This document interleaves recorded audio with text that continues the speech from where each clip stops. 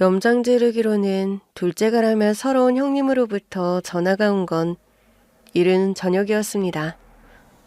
느닷없이 전화해서 같은 지역 학군지가 나은지 근처 신도시가 나은지 묻는 거예요. 동서, 난 어머님 아버님도 계시고 아무래도 고객들이 더 많은 근처 학군지 동네가 더 낫다고 생각하는데 유라 아빠는 이왕 이사 가는 거 근처 신도시로 가자네. 동서는 어떻게 생각해? 형님, 이사 가시게요? 거기 이사 간 지도 몇 년 안 됐잖아요. 아, 동서 못 들었구나. 이번에 유라 아빠 사업 확장하면서 세 번째 지점 내기로 했거든.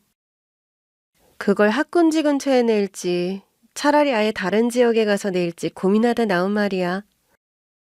아주버님, 또 지점 내세요?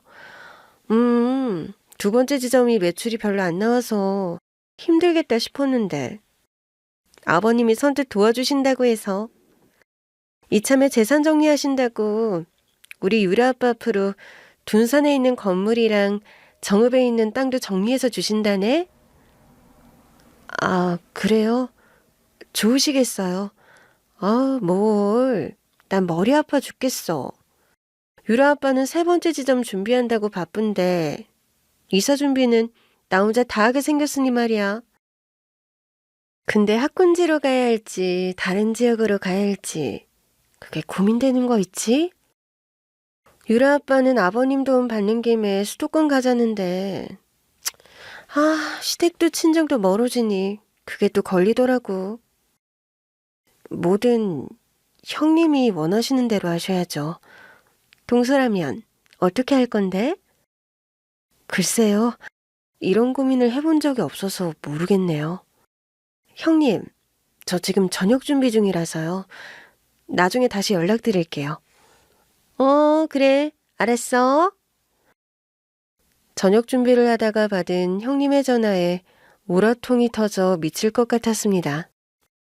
고민이 있긴 뭐가 있어요. 장남사랑 나라사랑의 시부모님께 미리 증여받게 됐다 자랑하려 연락한 것이었죠. 시부모님이 평소에도 눈에 띄게 장남이 최고다 하고 치켜세우시는 분이라 놀랄만한 일도 아니었죠. 결혼할 때도 아주버님한테는 집 해주시고 남편 결혼할 때는 1,000,000원만 해주셨거든요. 그래도 가실 때는 둘째 아들도 눈에 좀 밟히시려나 했는데 웬걸?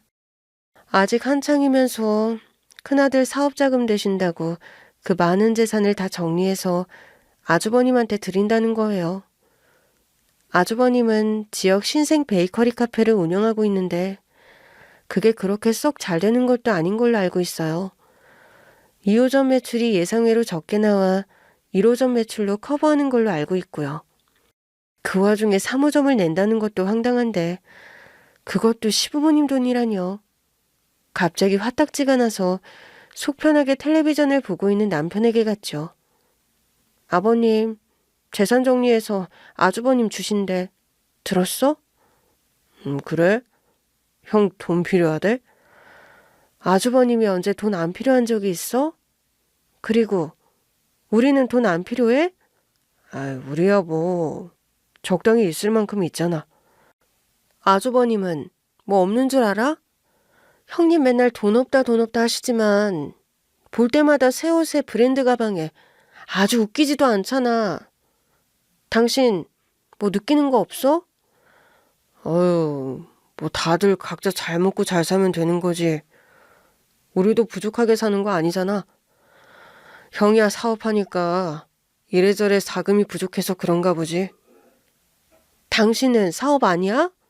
당신 카센터도 사업이야.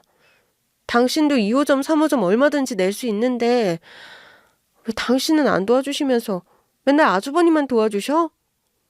아버님도 정말 너무하신 거 아니야? 어떻게 25년을 그렇게 한결같으실 수가 있어? 왜 이래? 나는 2호점 생각도 없는데 아버지한테 돈 안 받는다고 우리가 망해? 아우 진짜! 당신이 그러니까 아버님 어머님 맨날 나랑 수홍이까지 차별하시잖아. 갑자기 서름이 복받쳐 올라 저도 모르게 눈물이 나오고 말았습니다. 남편은 항상 이런 식이었어요. 좋은 게 좋은 거다. 우리도 넉넉한데 무슨 상관이냐고요. 남들은 사람 좋다고 저런 사람 또 없다고 하지만 같이 사는 저는 답답할 때가 많습니다. 누가 봐도 대놓고 차별하는데도 특별히 기분 나빠하는 기색도 없고 그저 좋은 게 좋은 거 아니냐고 뭐하러 화를 내 감정 소모를 하냐고 참아요. 참지 말래도 자기는 참는 게 아니라 그냥 그러려니 하고 넘어가는 거랍니다. 그 와중에 아버님 해주신다는 거 몰래 가져가면 또 모를까. 대놓고 약 올리듯 전화하는 형님 때문에 더 감정이 격해졌던 것 같아요. 엄마랑 아빠가 언제 또 당신이랑 수홍이까지 차별을 했다고 그래? 같은 동네 살면서 어머님 댁에서 밥 먹으면 나는 꼭 음식 준비하기 전에 부르고 형님은 준비 다 된 후에나 오시게 하는데 그건 차별이 아니야? 옛날부터 명절에도 형님네는 갈비찜이며 조기, 민어, 전복 같은 거 죄다 챙겨주시면서 우리 손에 들려주시는 건 죄다 전이나 나물밖에 없고 우리 수홍이 전복 좋아하는 거 뻔히 하시면서 나 안 볼 때 유라랑 지홍이 입에만 하나씩 더 넣어주시고 그런 게 차별이 아니면 뭐냐고. 그리고 당신 유라 졸업여행이라고 유럽 간 거 어머님이 돈 주신 거 모르지? 지홍이 장손이라고 대학 등록금 4년 내내 다 내주신 것도. 근데 우리 수홍이 대학 들어간다고 얼마 주셨어? 애한테 100만 원 주셨어. 100만 원. 도쿄로 대학 갔다고 하면 남들은 다 대단하다고 얻고 다닌다는데 누구는 4년치 등록금이고 누구는 100만 원이야 왜? 남편은 저녁밥 기다리다가 이게 무슨 날벼락인가 싶었을 거예요. 지금 생각해보면 저도 참 웃기다고 생각될 정도로 그냥 서러운 마음에 엉엉 울었거든요. 쌓인 게 터질 때가 된 거였는지 그동안은 참을만 했던 것들이 도저히 참아지지가 않더라고요. 그러자 남편은 침대에 누워있다가 갑자기 서랍을 열어 뭔가를 꺼내더니 제 손을 잡고 당기더라고요. 가자. 어딜? 어딜 가느냐는데도 막무가내로 절 끌고 나간 남편이 도착한 곳은 다름 아닌 시댁이었습니다. 시댁에는 아주버님도 계셨어요. 아무래도 증여 문제 때문에 오신 것 같았죠. 막 저녁 식사를 하려던 세 사람은 저희를 보더니 어리둥절한 얼굴로 쳐다보더라고요. 아니, 청훈이 너네가 갑자기 이 시간에 웬일이야? 수홍의 민우는 왜 그러고? 어머니 아버지한테 할 말이 있어서 왔어요. 할 말? 무슨 할 말이 있길래 연락도 없이 갑자기 쳐들어와. 남편은 뭔가 작심이라도 한 듯 아버님 어머님을 번갈아 가며 바라보고는 갑자기 거실 한가운데 대자로 누워서 그러는 거예요. 아버지, 형한테 재산 증여해준다면서요? 응? 그래서 뭐? 왜 나는 안 줘요? 둘째 아들 평생 갈아 써먹었으면 나도 챙겨야지. 왜 맨날 형만 챙겨요? 난 자식 아니에요? 왜 자식을 차별해요? 응? 이게 무슨... 시부모님은 생각지도 못한 광경을 봤다는 듯 황당해했습니다. 저도 평생에 본 적이 없는 남편의 모습이라 어안이 벙벙했어요. 두 분께 이런 모습을 보여드리려고 했던 건 아니라 제 얼굴도 달아올랐죠. 아니지. 갑자기 얘가 왜 이래? 안 하던 짓을 하고. 수홍애미 네가 시켰냐? 아니요. 아니에요 어머니. 저는 그냥... 왜 수홍 엄마를 잡아요? 내가 하는 말이잖아요. 나도 줘요. 나도 달라고요. 둘째 아들 감 내놓기 전에는 나 여기서 한 발자국도 안 나가요. 아유 참나. 마음대로 해라. 당신 와서 밥 먹어. 살다 응? 별꼴을 다 봐. 아버님은 시큰둥해하며 다시 식탁으로 시선을 돌렸습니다. 그 모습을 보니 원망스러운 마음이 다시 들더라고요. 남편 말대로 평생 고생시켜 써먹은 건 남편이면서 안 하던 짓 하는데도 대수롭지 않게 넘기려는 모습이 실망스러웠습니다. 제가 이 꼴을 보려고 25년 동안 형님이랑 차별인 걸 알면서도 군말 없이 따른 게 아닌데요. 어휴, 나이 50이 넘어서 저게 무슨 꼴이야. 시어머니께서도 고개를 절레절레 흔들며 돌아서자 갑자기 남편은 작정했다는 듯 벌떡 일어나 가지고 왔던 검은색 노트를 펼쳐들었습니다. 그리고 거실에서 큰 소리를 읊어내려가기 시작했어요. 1983년 3월 18일 아버지가 형한테만 눈깔 사탕을 사주고 나한테는 안 사줬다. 내가 안 보고 있는 줄 알았겠지만 난 다 보고 있었다. 1983년 4월 9일 어머니가 작은 숙모님이 같이 나눠주라고 주신 용돈 500원을 홀라당 형한테만 다 줬다. 나는 방에서 다 듣고 알고 있었다. 뭐야? 너 지금 뭐 하는 거냐? 야, 김종은, 너 지금 뭐 하는 거야? 남편이 들고 있는 노트는 정말 말도 못하게 오래된 노트였어요. 원래 겉에는 80년대 초반 어디 협동조합 마크가 찍힌 노트였는데 겉이 너덜너덜해져서 포장재료를 사다가 다시 붙인 역사가 많은 것이었죠. 일기장인지 평생을 꼭꼭 숨겨놓고 있던 거라 저도 한 번을 꺼내본 적은 없습니다. 그런데 베일에 쌓여있던 그 내용이 만천하에 알려지기 시작한 거예요. 1984년 9월 10일 엄마가 양장점 옥색 치마가 갖고 싶다고 했을 때 돈이 없다고 했던 아버지가 추나다방 미스장 이모한테 레이스 달린 흰 양말 2켤레를 사주는 것을 봤다. 뭐야?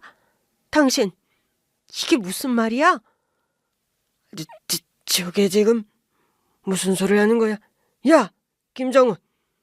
1984년 12월 8일 외삼촌이 엄마한테 돈을 꿔달라고 왔다. 아빠가 알고 돈 없다고 화를 냈는데 엄마가 몰래 모아둔 비상금을 외삼촌한테 줬다. 그게 10만 원이라고 했다. 뭐야? 10만 원? 미쳤어? 나는 그거 다 받아냈어. 근데 추나다방 미스장 이야기는 뭔데? 남편이 연 판도라의 상자로 저녁 식사 자리가 아수라장이 되기 시작했어요. 두 분은 소리 높여 싸우기 시작했는데 저는 피식피식 웃음이 나오더라고요. 정자로 앉아 노안 때문에 잘 보이지도 않는 노트를 멀찌감치 떨어뜨려 놓고 천천히 읽는 남편의 모습이 마치 조용한 투사처럼 보였습니다. 그 와중에 아주버님은 남일인 것처럼 두 분을 바라보고만 있었는데 남편이 갑자기 뒷장을 쭉 넘기더니 시간을 건너뛰어 아주버님 대목도 읽기 시작했어요.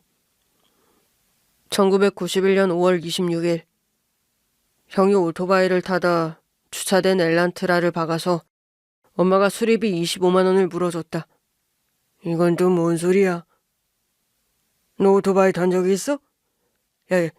야, 김정은! 1992년 3월 3일 형이 당시 사귀던 여자친구한테 준다고 엄마 폐물이었던 진주 반지를 훔쳐나가는 걸 봤다. 뭐야? 그 진주 반지가 사라진 게 정태 네 짓이었단 말이야? 내가 그걸 얼마나 아꼈는데 어떤 기집애를 가져다 준 거야? 아니야. 야, 김정은, 무슨 헛소리야. 이게 진짜 헛소리? 그럼 이것도 헛소리인지 들어봐. 그러니까 이건 1995년 형수만 날 연애했을 때네. 아마 그때 형이 야, 잠깐만. 알았으니까 그만해. 시부모님과 아주버님은 시뻘개진 얼굴로 남편을 막아섰습니다. 남편은 황당해하는 세 사람을 바라보며 의기양양한 얼굴로 그랬죠. 어디 한번 동네 망신 시원하게 당하고 싶으면 그렇게 나몰라라 하시고요. 그러면서 저를 보고 씩 웃는 거예요. 52년 평생 참고만 살았던 남편의 화끈한 반항이 시작된 것이었죠. 대대로 장남을 최고라 치는 집안에서 둘째로 태어난 남편은 알게 모르게 많은 차별을 받으며 살았습니다. 둘 다 아들인데 그 중에서도 윗물과 아랫물은 있어야 한다며 시부모님은 형을 아버지 모시듯 모시라고 했대요. 내가 없으면 이 집안의 가정은 바로 정태다. 그러니 정훈이 너는 항시 형이 윗사람이란 것을 잊지 말고 행동해야 해. 알겠어? 네. 항상 형에게 양보하고 존중하는 것이 이 집안을 바로 세우는 길이야. 어딜 가든 형보다 앞서지 말고 형을 존경하는 모습을 보여라. 네, 아버지. 그런 환경에서 자라서인진 모르겠지만 형은 모든 욕심이 많았고 남편은 욕심도 없이 순종한 성격으로 늘 뺏기고 양보당하고 살았던 거예요. 그래도 다행인 건 시부모님들은 남편이 착한 것을 알고 있었고 장남이 최고라고 해서 남편을 막대한 건 아니었다는 겁니다. 시아버님께서 자신이 어렸을 때부터 장남이라고 대접받고 자랐듯이 첫째 아들을 그렇게 대하는 게 당연하다고 생각했던 거예요. 그러다 보니 나중에 작은 아버지들이 남편의 서름을 알고 이것저것 많이 챙겨줬는데 그마저도 작은 아버지들이 가면 형의 몫이 됐다고 합니다. 정태 왔니? 우와, 새 자전거. 엄마, 이거 뭐예요? 정태 너 그거 손댈 생각하지 마라. 이거 내가 정훈이 주려고 사온 거야. 정훈이요? 아, 왜요? 아, 왜긴 왜야? 넌 자전거 있잖아. 너 탄다고 정훈이는 손도 못 대게 한다며? 아유, 정태 쟤는 학교 빨리 가서 공부해야 하니까 사준 거죠. 정훈이 쟤는 느긋하게 학교 가도 되니까 그런 거고. 형수, 응? 말이 아다르고 어다르다고? 누구는 빨리 가고 누구는 느긋하게 가라는 게 아니라 누구는 편하게 가고 누구는 힘들게 가라 그 소리 아니에요? 아, 왜? 무슨 말씀을 그렇게 해요? 정훈이도 내 자식인데. 그러게 말입니다. 같은 배에서 나온 자식이어도 덜 아픈 손가락이 있습디다. 형도 그러는 거 아니야? 본인이 그렇게 자랐다고 첫째만 챙기는 거 둘째 서러워서 못 산다고. 정훈이 저게 뭐 형복이 너처럼 속으로 꽁하고 있는 줄 아냐? 정훈이는 타고나기를 착하게 태어나 그런 걸로 너처럼 서운해하고 삐지는 애가 아니야. 모르는 소리 말아요. 말은 안 해 그렇지. 정훈이 적어도 얼마나 서운할 거야. 안 그러냐 정훈아? 전 괜찮은데요. 작은 아빠. 그거 봐라. 아휴, 내가 물을 걸 물어야지. 다들 보고 있는 데서 안 괜찮다고 하겠냐고요.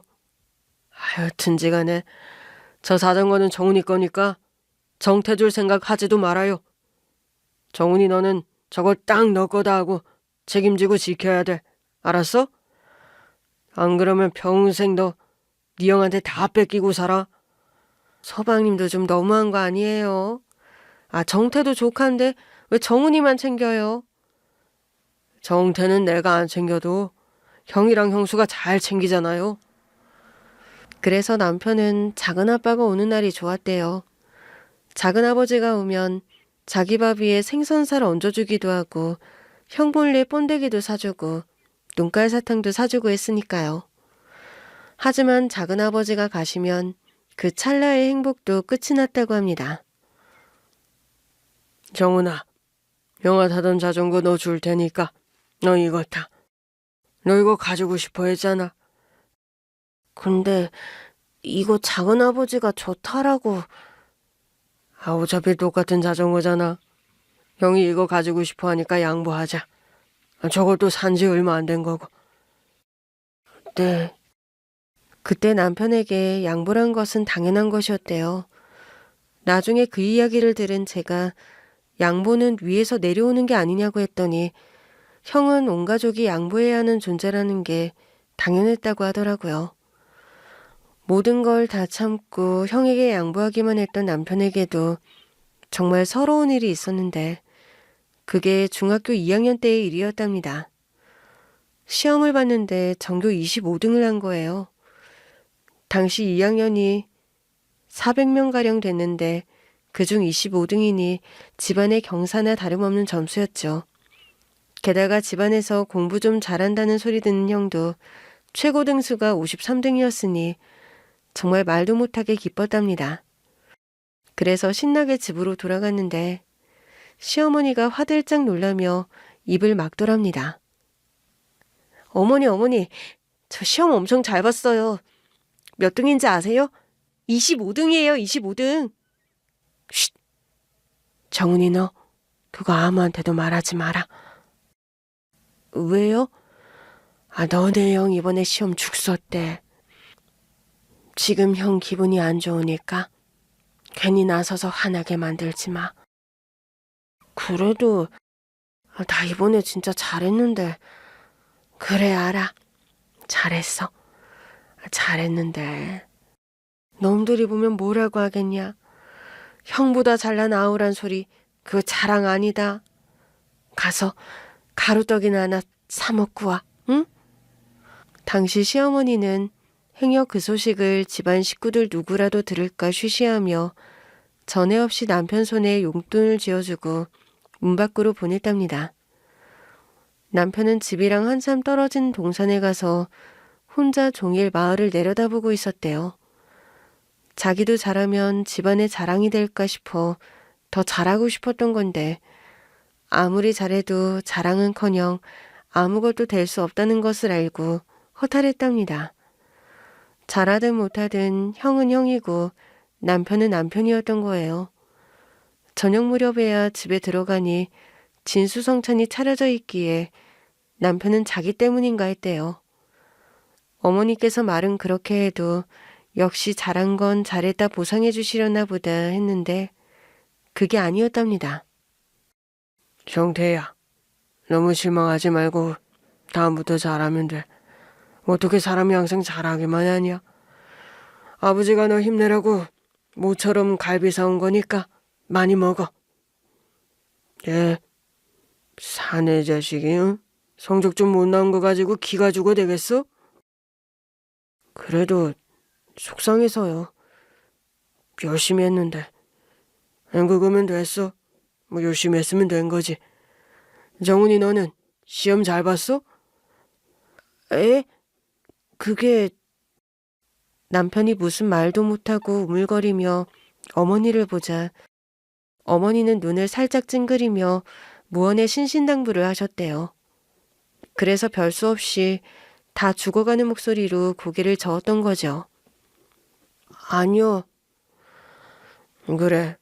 형도 못 봤는데 네가 잘 볼 리는 없지만 앞으로는 둘 다 더 열심히 해서 좋은 결과 내도록 해. 알겠어? 예. 그 이야기를 듣고 남편에게 억울하지 않았느냐고 나였더라면 그 자리에서 다 이야기했을 거라고 하자 남편이 웃으며 그러더라고요. 그래도 어머니가 미안했는지 식구들 자는 시간에 따로 불러 물었대요. 그래, 너 몇 등 했다고? 25등이요. 아휴, 25등이면 정말 잘했구나. 앞으로도 열심히 해라. 그래도 형 앞에선 너무 그러지 마. 너 잘하는 거 엄마만 알면 되잖아. 그렇게 말해준 게 기뻤답니다. 그게 뭐가 기쁘냐고. 결국 아무리 잘해도 형보다 잘하면 나대지 말라는 건데 실없이 그게 좋더냐고 물었더니 좋았대요. 그 와중에 자기가 신경 쓰여 식구들이 자는 밤에 몰래 부르지 않았냐고. 엄마만 알아주면 됐지 동네 잔치 바란 것도 아닌데 그거면 됐다고 생각했대요. 제가 어떤 의미에서 속 터지겠다고 한지 아시겠죠? 착해도 너무 착한 겁니다. 남들이 봤을 땐 손해보는 인생 같은데 아무렴 다 괜찮다고 하니까요. 그뿐이게요. 장남 면 세워주는 게 최고인 집안이니 대학도 말에 입 아프죠.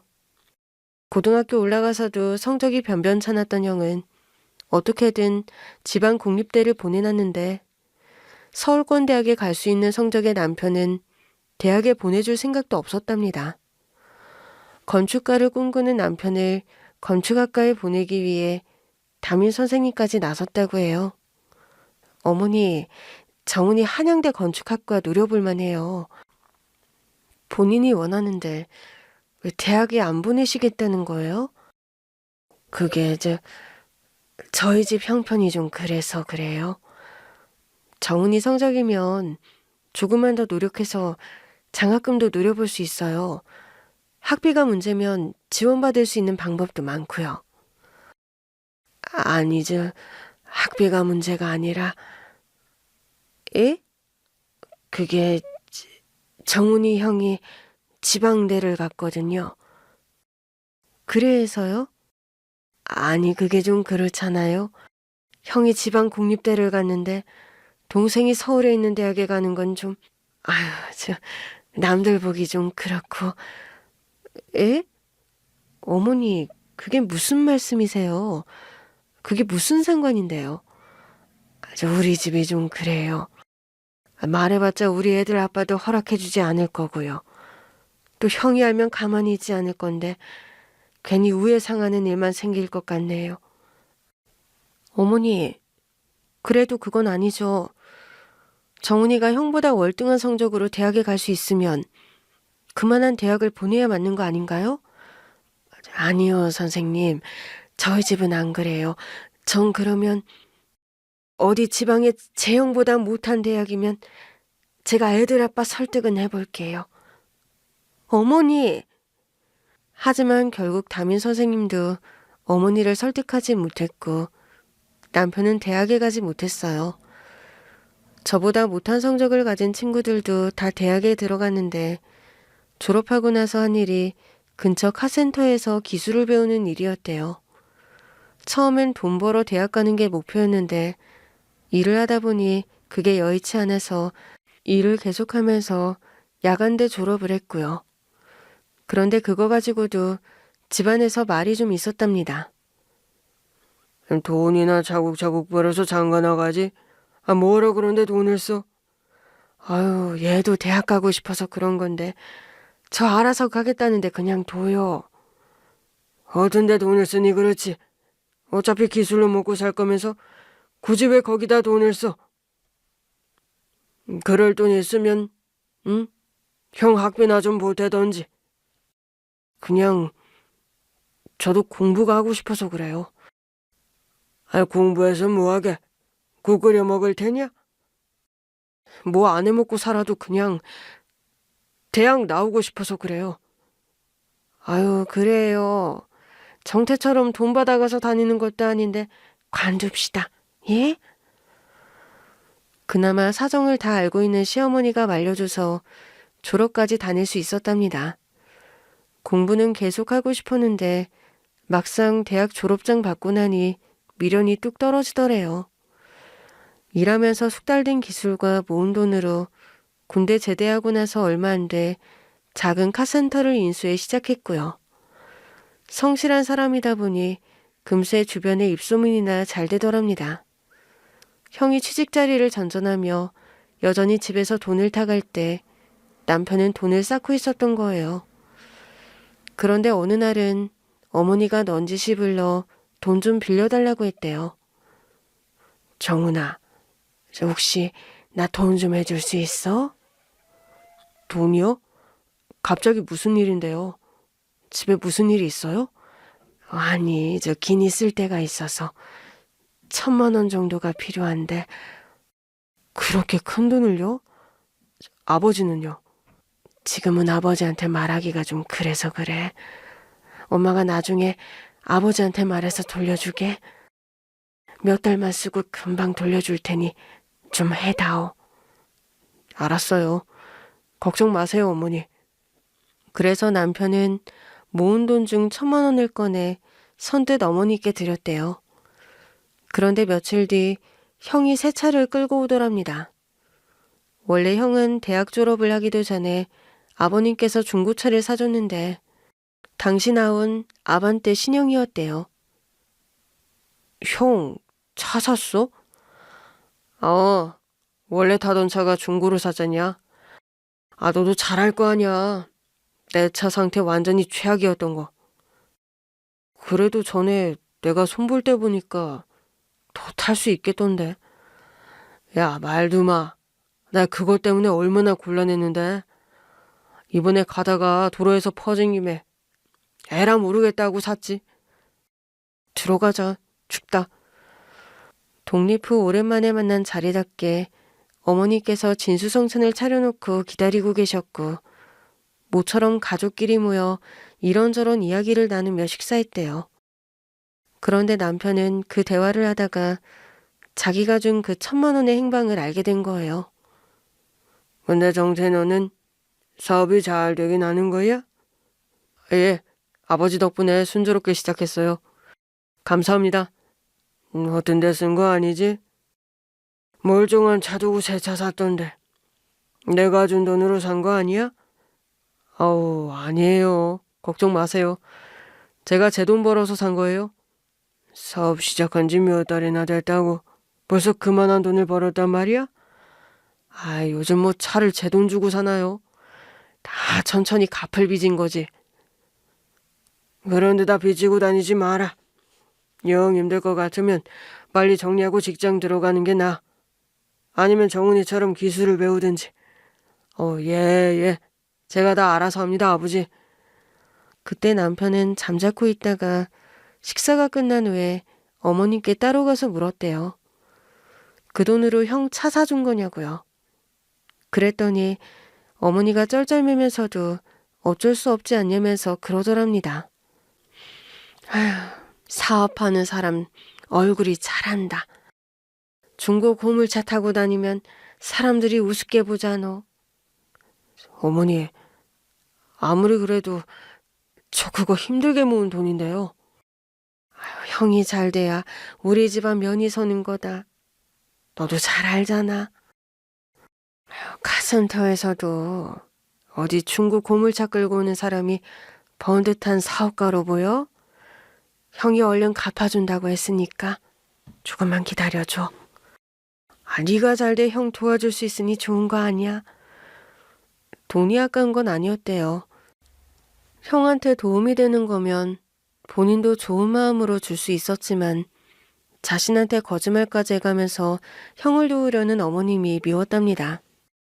그래도 차별받아 믿기는 했나 보다 하고 물으니 남편은 나도 사람인데 믿기야 했지 하고 웃더라고요. 하지만 형 사업은 생각처럼 잘 안 되었고 아버님이 주신 돈은 고스란히 다 까먹는 신세가 되고 말았대요. 아버님은 넌지시 취직이나 했으면 하고 바랐는데 아주버님은 다시 한번 사업을 해보고 싶다고 했다고 하더라고요. 하지만 빤히 망할 것이 보이니 가산 팔아다 주긴 어렵고 그래서 남편에게 도움을 청한 거예요. 정훈아, 네 형 한 번만 도와줘라. 뭐든 잘해보겠다고 시작한 일인데 그렇게 됐으니 본인 속도 오죽하겠어. 그치만 아버지, 나 알아. 너 힘들게 번 돈 달라 해서 나도 너한테 면이 안 선다. 이번 한 번만 도와주면 잘 안 되더라도 나중에 어떻게든 너한테 보답은 하마. 응?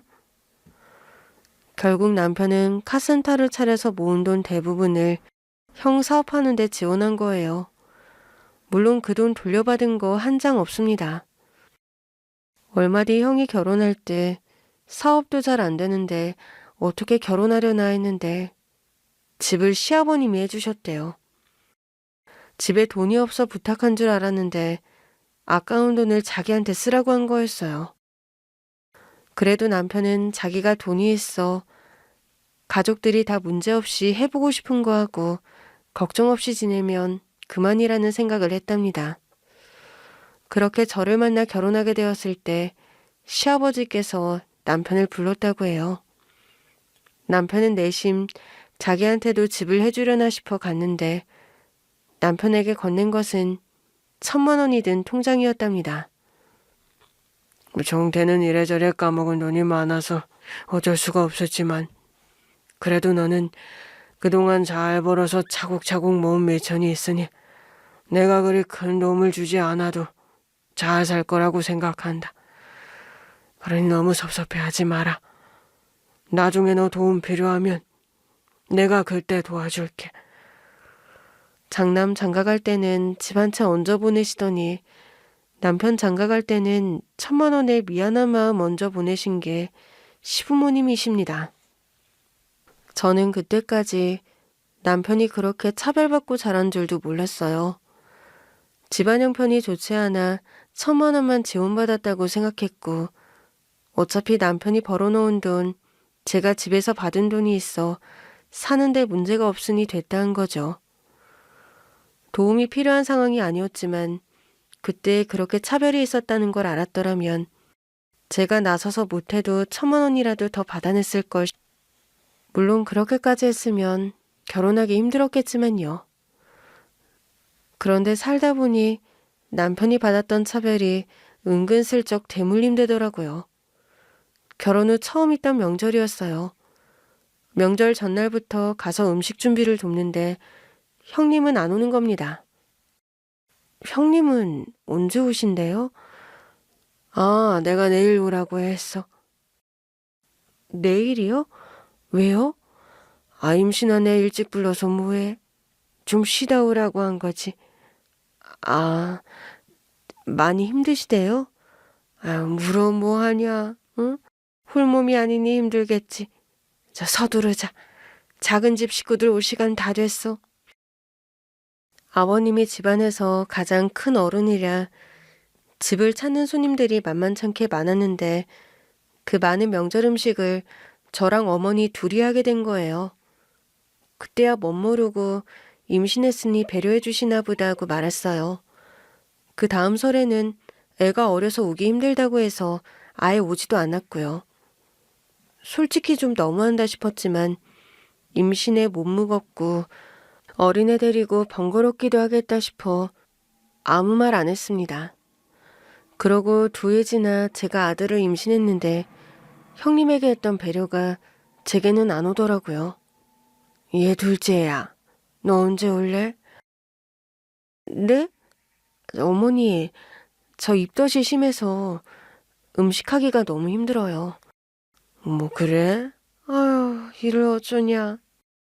첫째도 갑자기 유라가 아프대서 병원이라는데 그래도 어떻게 못 오겠어? 입덧이야. 응? 계속 맞다 보면 괜찮아지기도 하는데. 어머니, 저 진짜 너무 힘들어서 그래요. 김치만 생각해도 구역질이. 아휴, 저 알았다. 그때 어머님께서 냉랭한 목소리로 전화를 끊고 나서 얼마나 눈치가 보였게요. 종일 아무것도 먹지 못하고 누워있는데 점심쯤 다시 연락이 오는 거예요. 둘째야, 너 정말 안 올 거니? 어머니, 저 정말 기운도 없어요. 아, 너라도 와야지. 손님들 나 혼자 어떻게 하라고. 정우 씨라도 가서 거들겠다고 방금 갔어요. 아우, 정훈이 그게 언제 부엌일이나 해봤간, 응? 그러지 말고, 아휴, 잠깐 와서 도와라. 바쁜 일 좀만 해주면 내가 나머지는 다 할게. 형님은 아직 병원이신 거예요? 아유, 유라가 독감이래. 아픈 애 두고 오라고 할 순 없지 않니? 게다가 홀몸도 아니고. 결국 저는 그날 시댁에 갔어요. 돕다 결국 구역감에 화장실 전세 내고 있다가 쓴소리만 듣고 돌아오게 됐지만요. 저는 참 바보 같은 게 그땐 그래야 하는 줄 알았습니다. 다들 그렇게 사는 줄 알았으니까요. 남편이 당연하게 양보하고 배려하니 저도 당연히 양보의 의무가 뒤따랐고 그건 제 아이한테도 마찬가지였습니다. 형님 둘째 아들과 제 아들이 1달 간격으로 태어났는데 터울이 있는 것도 아닌데 시댁에서는 꼬박꼬박 형 동생으로 부르게 했어요.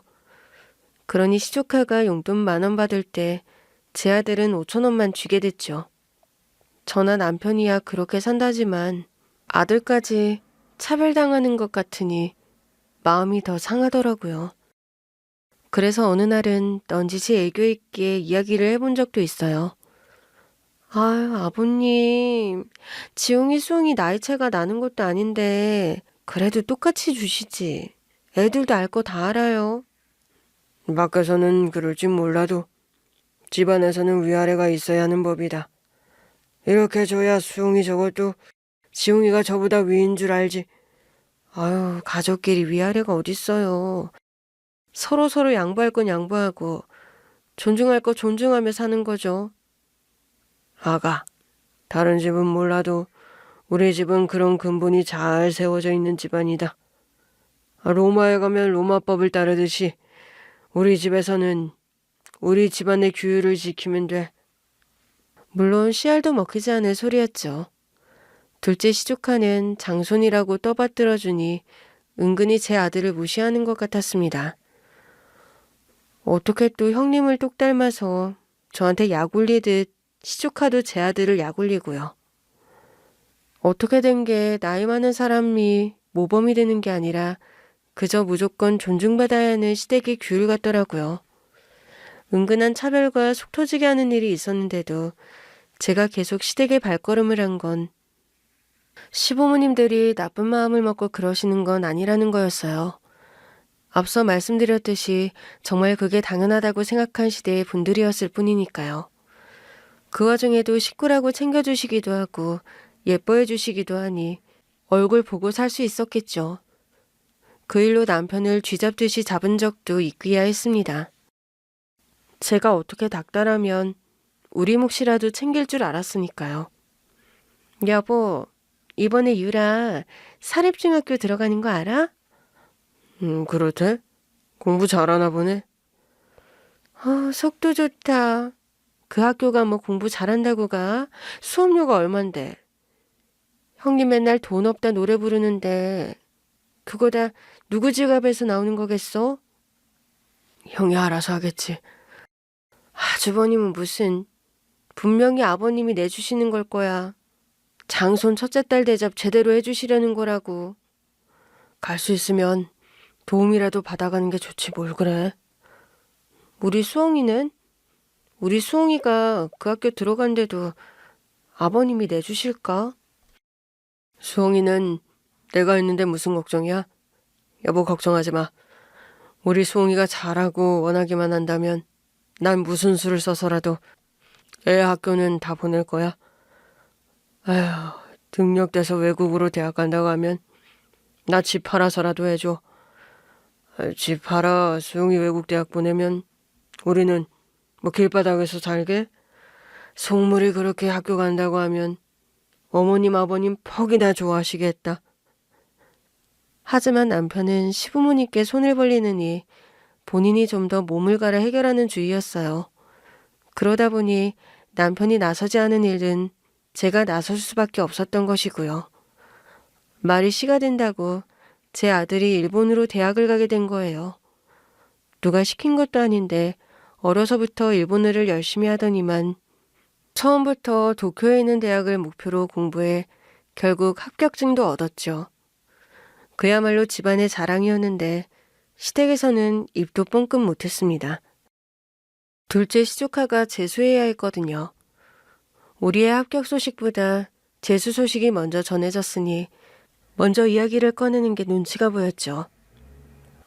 우리 지웅이야 충분히 갈 수 있는 대학이 많은데 자기가 가고 싶은 대학이 있으니 고집 부려서 재수하는 거지 뭐.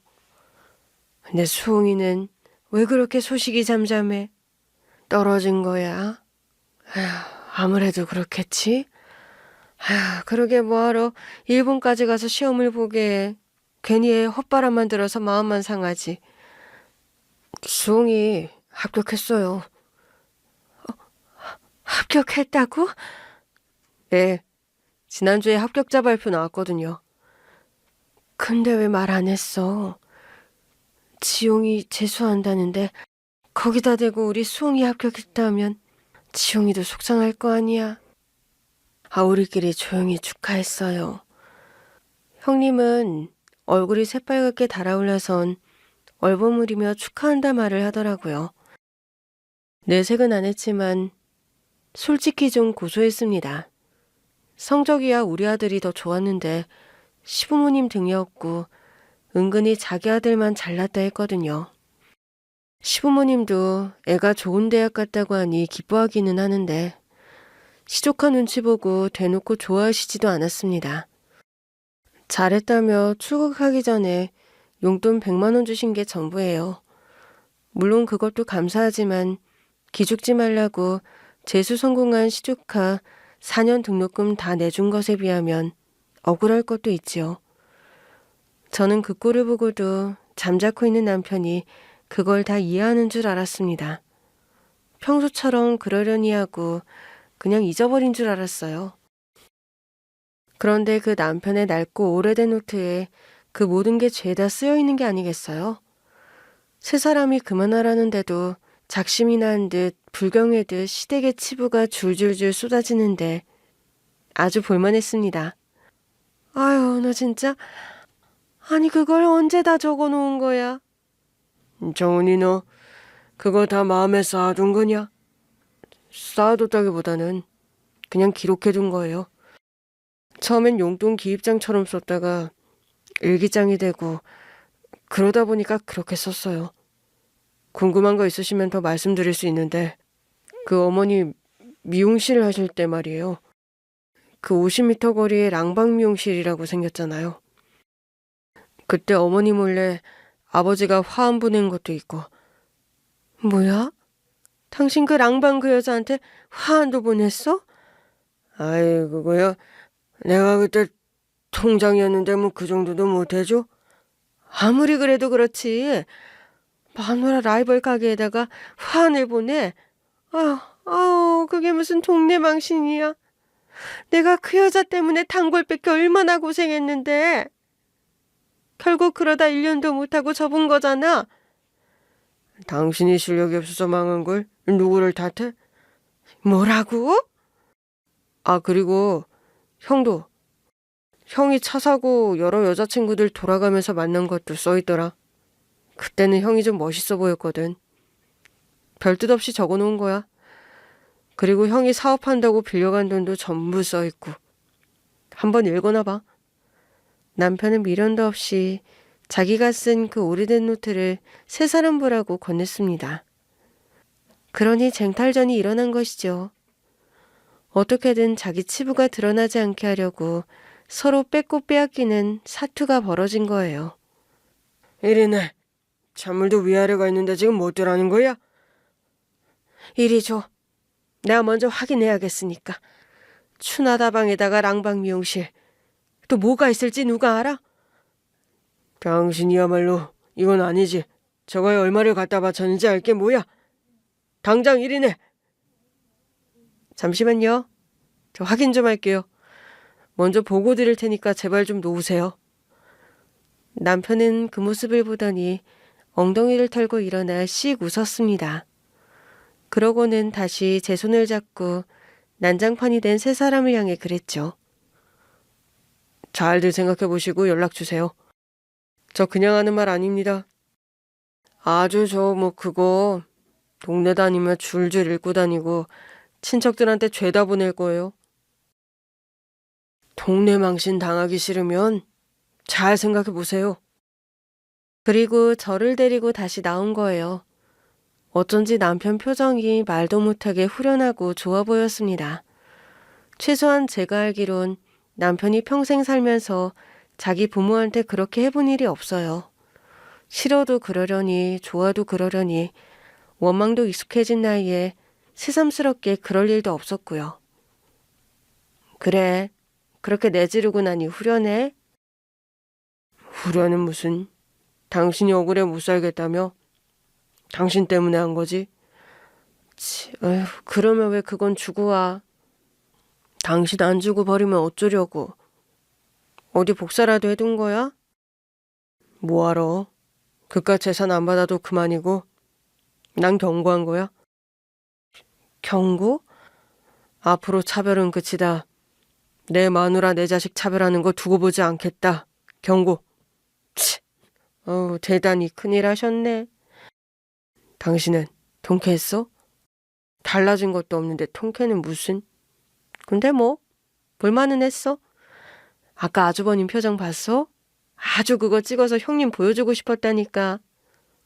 나도 형 그런 표정 처음 봤어.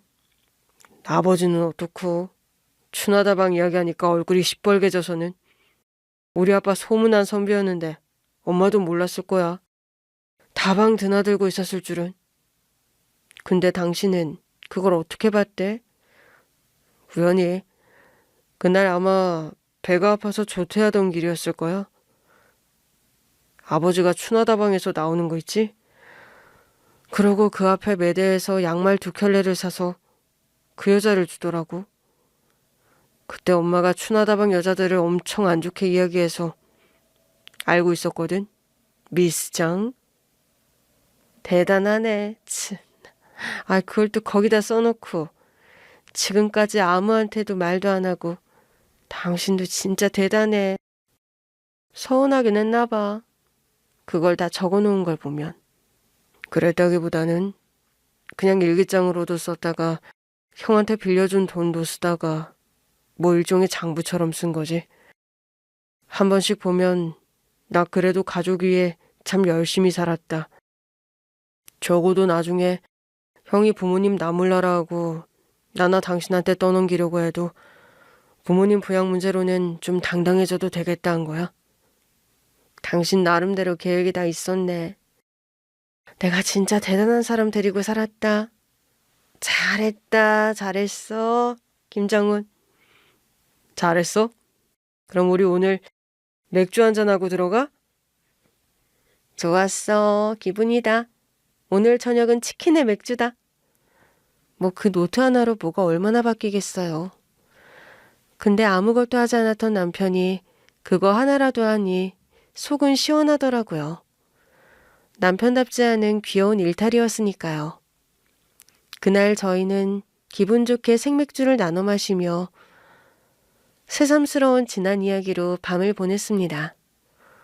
몇 시간 전까지만 해도 오랜 차별로 분하고 원망스러운 마음이 컸는데 그게 뭐라고 저도 남편한테 전염이 된 건지 그래 좋은 게 좋은 거지 그게 뭐라고 하며 넘기게 되더라고요.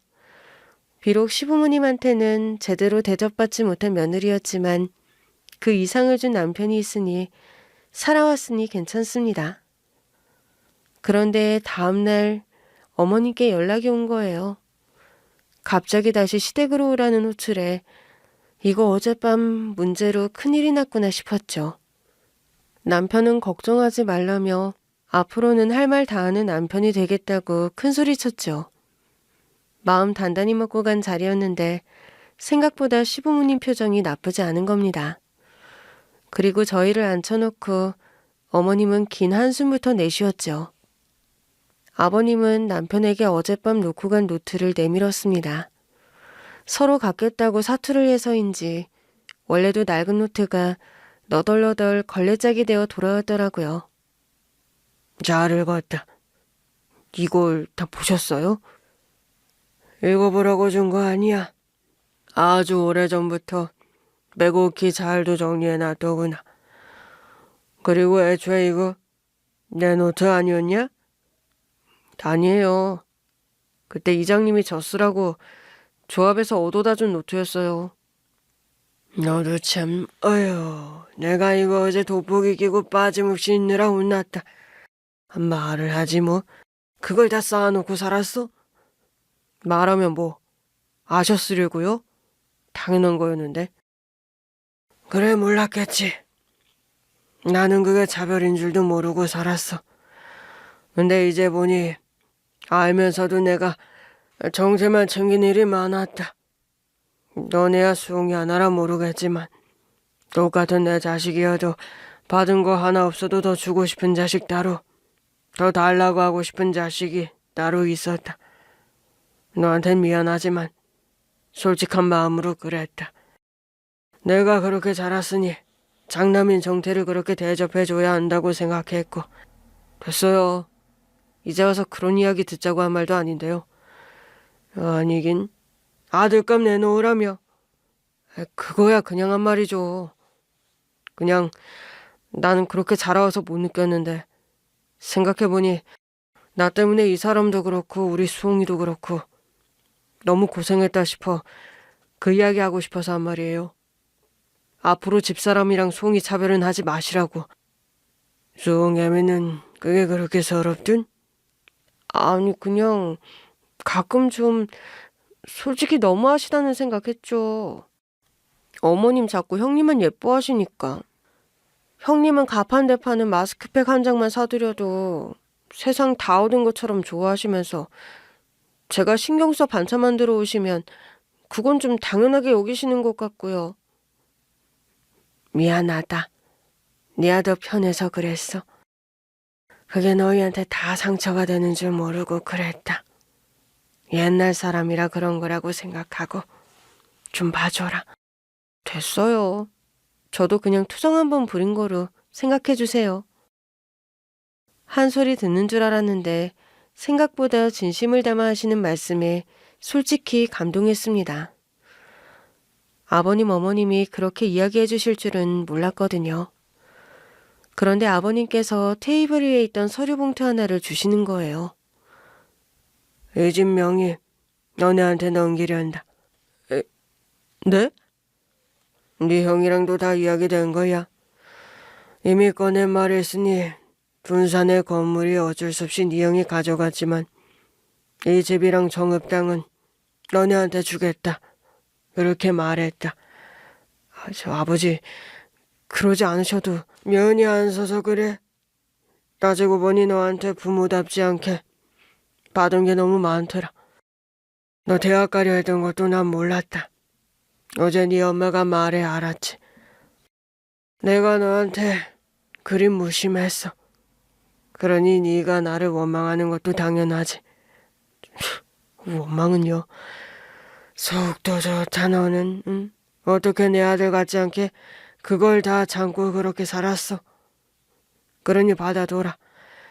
네 명의로 하든 수홍애미 명의로 하든 그거야 알아서 하고. 아버지 미안하다 정훈아. 그리고 수홍애미 너도 고맙다. 우리 가족을 위해 살아줘서. 아버님께서 그렇게 말하며 제 남편 손을 잡는데 남편이 갑자기 아이처럼 얼굴을 일그러뜨리며 울더라고요. 너무 놀라 저도 눈물이 왈칵 쏟아져 나왔죠. 그 말 한마디를 그동안 얼마나 기다리며 살았는지 알 것 같았습니다. 쉰이 다 돼도 부모 앞에 자식은 영락없이 자식이었어요. 달라진 게 없다고 생각했는데 그게 아니었습니다. 시부모님 집 명이며 정읍당이며 그런 게 중요한 게 아니었어요. 그네야, 너 이것 좀 저어라. 제가요? 그럼 아침부터 종일 팥죽 쓴다고 팔을 썼더니 팔이 저려서 못하겠어. 근데 어머니 동서도 저기 그냥 쉬고 있는데. 쟤는 고구마 줄기 벗기고 있잖아. 뭘 쉬고 있어? 그럼 제가 그거 할게요. 아니 왜? 뭐하러 하던 거 그만두고 와서 작은 애한테 팥을 쓰라고 해? 왜? 하기 싫으냐? 아니에요. 제가 할게요. 늘 굳은 일은 저한테 시키시던 어머님께서는 형님 어려워하지 않으시고 공평하게 대해주신다는 거예요. 남편은 일 안 시키는 것도 아닌데 뭐가 그리 좋냐고 했지만 저는 형님도 저도 이 집에서 똑같은 며느리 취급받는 게 제일 좋았습니다. 그리고 또 하나, 우리 아들 자랑 마음껏 할 수 있게 됐다는 거예요. 수홍이가 어디로 취직했다고? 미국이요. 미국에서 일하게 됐대요. 뭐? 이제 일본이 아니라 미국까지 가는 거야? 우리 집안에서 태평양 건너 산 사람이 생기겠네. 네. 거기서 수홍이 보고라는 기업이 3군데나 듣는데 아버님 아시면 아마 깜짝 놀라실걸요. 나이 50에 인생이 뭐 얼마나 바뀔 일이 있을까 싶었는데 이런 일도 생기더라고요. 그래서 요즘은 정말 웃을 일밖에 없습니다. 요즘은 뻔질나게 드나든다는 소리 들을 정도로 시댁에 자주 가고 있어요. 그렇게 말씀하시면서도 두 분 다 표정이 좋으시더라고요. 그래서 앞으로도 뻔질나게 시댁문턱이 닳도록 가려고 합니다. 그동안 못 받은 시부모님 사랑 앞으로 듬뿍 받아야죠.